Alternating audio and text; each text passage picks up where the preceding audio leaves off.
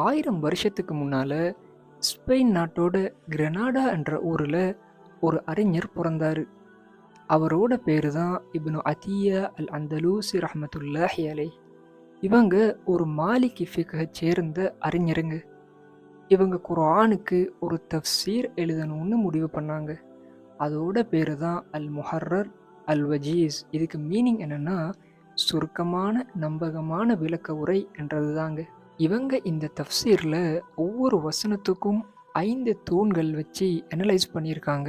அல் ஹுக்கும் சட்ட ரீதியான குறிப்புகள், அல் இஅராப் இலக்கணம் மற்றும் அமைப்பு விளக்கம், அல் வஜ்ஹ் அல் லுகவாத் மொழியியல் பொருள் சொல்லாட்சி சொற்களஞ்சிய ஆய்வு, அல் மஅனா பொதுவான விளக்கம், அல் கிராஅத் அங்கீகரிக்கப்பட்ட ஓதுமுறை வேறுபாடுகள் சம்பந்தமான குறிப்புகள்னு இந்த 5ம் தாங்க மெயின் சப்ஜெக்ட்.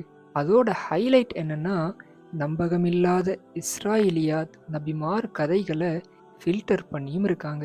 இவங்களோட இந்த 5 தூண் 5 பில்லர் அப்ரோச் ஒரு சிஸ்டமேட்டிக் ஸ்டாண்டர்டாக இருந்துச்சுங்க. இந்த தஃப்சீரோட இன்னும் ஒரு ஸ்பெஷல் என்னன்னா தஃப்சீர் பில் மஅதூர் அறிவிக்கப்பட்ட விளக்கங்களையும் தஃப்சீர் பில் ராய் பகுத்தறிவு நுண்ணறிவையும் பேலன்ஸ் பண்ணுது என்றதுதாங்க.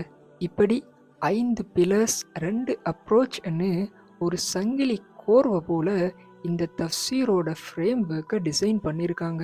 இந்த தஃப்சீர் யாருக்கெல்லாம் ரொம்ப யூஸாக இருக்கும்னா சட்ட வல்லுநர்கள், மொழியியலாளர்கள், வரலாற்றாசிரியர்கள் போன்றவர்களுக்கு தாங்க.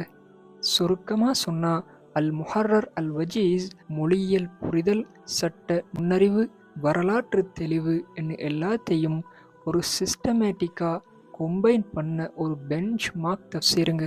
அஸ்ஸலாமு அலைக்கும் வரஹ்மத்துல்லாஹி வபரகாத்துஹு.